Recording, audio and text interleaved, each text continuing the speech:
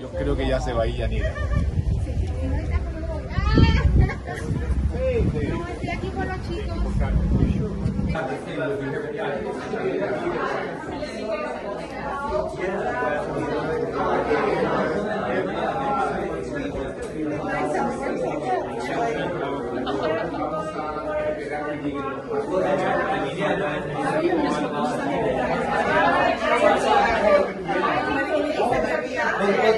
Like all these shorter coats, because it had like handles, a lot of paint. Here and supporting Expresiones and all the work that Veronica and all the artists that are here, Ramon and Ileana, and we are just thrilled.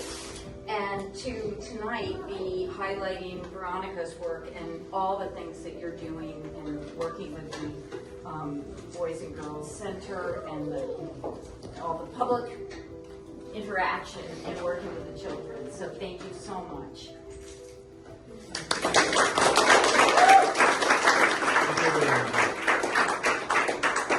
Okay.